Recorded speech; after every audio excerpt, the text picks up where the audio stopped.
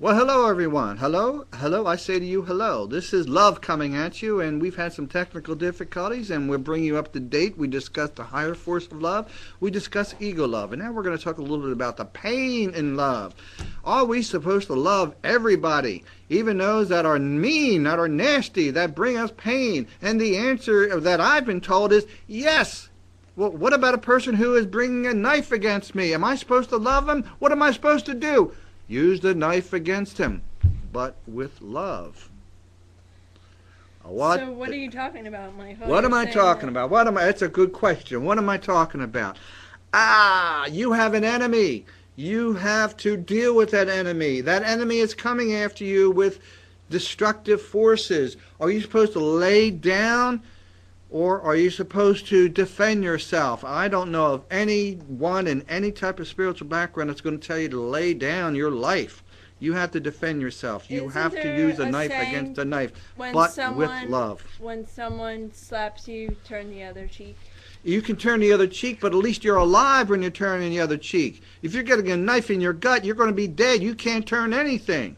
And so what I feel is that you have to defend yourself. And let me tell you something about President Obama and talking about using a knife against a knife.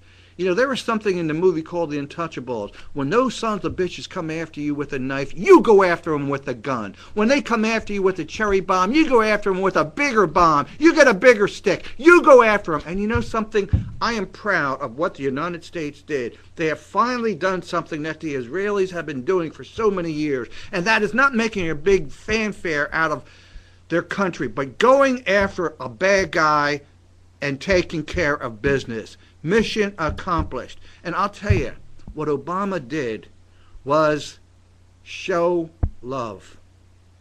Yeah, he ordered an assassination. He ordered commandos, those Navy SEALs, to do him in because of the 3,000 people that bin Laden had ordered killed, that was responsible for. And those people came from so many different religious backgrounds. So how Judaism. did Obama show love? Obama respected the religion of bin Laden. When he buried him, he did it in less than 24 hours. Now, I don't know much about Islam. I don't know much about the Muslim faith. I have been following Sufism, and what I do know is that a person should be buried within a certain period of time. That is honoring. That is honoring the beliefs of people in that religion. That's what Obama did. That is not what bin Laden did. And he took the lives of Jews, of Christians, of Muslims without any differentiation. And that is not showing love. Obama showed love and respect. One of our viewers is saying, so it's okay to kill bad people? This is ridiculous. Let me just ask you something. Do you ever hear of King David in the Bible and the greatest books that people say have ever been written? He was at war for 50 years, constant war. And yet, he wrote the most beautiful poetry in the world. He told us how to find love with the force above. Read the Psalms, ladies and gentlemen. Look at how he connected with the Creator, how he connected with that force above. Though I walk through the valley of death, I will fear no man. Why? He was at battle with someone, the valley of death. What the hell do you think that is but a war? And he had a belief that was above reason that a force would be with him. And he was. So love is believing that a force is with you. Love is believing in a power that can unite you with another person and that force. You can't have just love between two people. You So gotta does love have a form, or is it just a belief? Oh, Is it a Karen, I know that feeling? you mentioned form here, and I can't remember exactly where it was in the form. But I also know that we had people tell us about love, far greater wordsmiths than I have ever been. And I'm going to read one of Karen. By the way, Karen, I'm giving a new nickname. She is now going to be, what did I say? Shanika, which is the Shaniqua? Shaniqua, which is the feminine side of mankind, of people in our world trying to get to that upper force. We have to become like women. Whoa, whoa, whoa. We have to find the more gentle side of our nature. And that is the kindness, the compassion, the love. Men are critters, man. We are critters who have been taught to battle, to be warriors, to fight, to compete.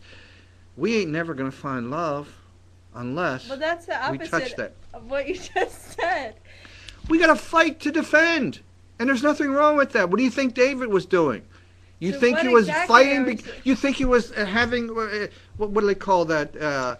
When you fight someone before they fight you? No, he waited for the first punch to be thrown and then he fought. He was a young lad when he approached the meanest mother humper in the whole Philistine army, Goliath, and he beat his butt with a tiny little slingshot.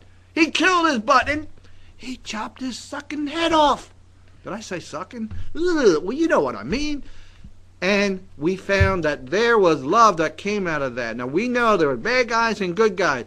At some time, those bad guys may turn out to be good. And maybe they were put in our life just so that we can come closer to a love. Now, I'm talking about a love that's above us. And listen to what people have said about love. This is one of Karen's favorite.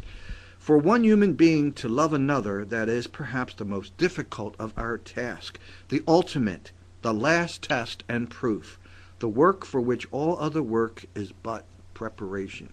And one of my favorites, this is by a guy named Elbert Hubbard. And if anyone knows who the hell Elbert Hubbard is, please let us know. But his quote is, "Love grows by giving. The love we give away is the only love we keep. The only way to retain love is to give it away." You got to give. The story of love, you got to give a little.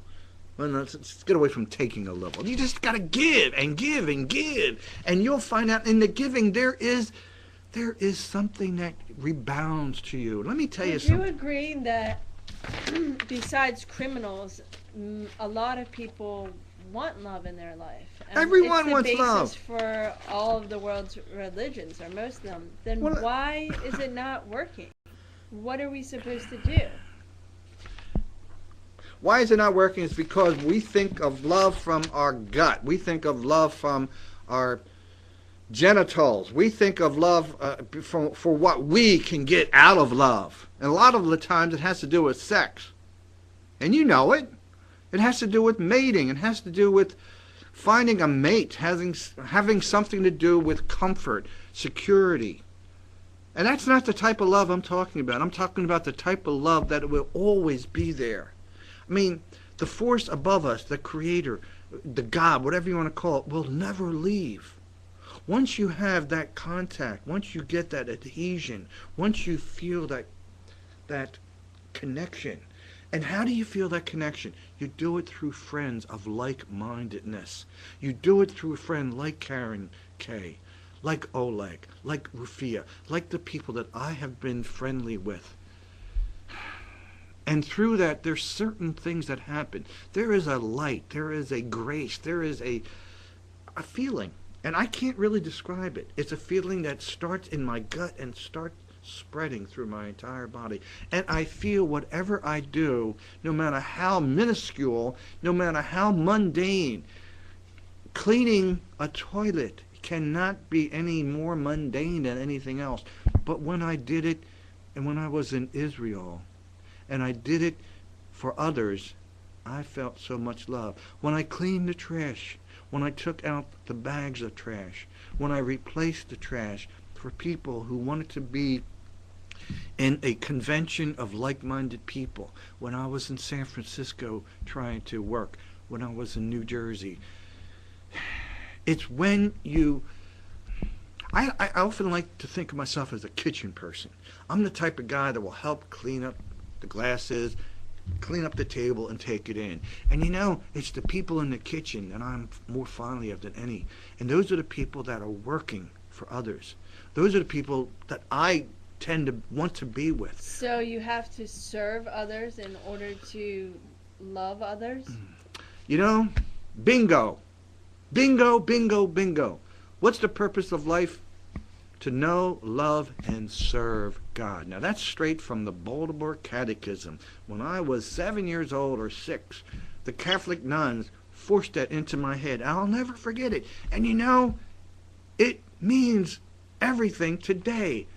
The purpose of life is to serve. It's to provide, to do for others. We got a funny response from one of our viewers. Says, let's hear if it's funny. I'll be the judge if... I'm only kidding. Well, I'm not sure exactly what it means. It What's says, it? question, what's the difference between a man and E.T.? Answer, E.T. phoned home. I don't know if it's trying to tell you that you're kind of out in outer space or something. Either that or I better get closer to home. And maybe at home is where love really is. And home is where the heart is. And I think each of us have to start and look at our own base. Look at who we are. So is there a difference between, before you were talking about this light, this upper force, this, and you keep talking, drawing references from different spiritual or religious practices, is there a difference between this kind of what's the love in our world and a spiritual love? Are those two different things or there's the same thing? Spiritual love is the only love. Everything else is below that. We want to thank you. We feel that we have cut away too soon, but we will try and do our best next time. Stick with us.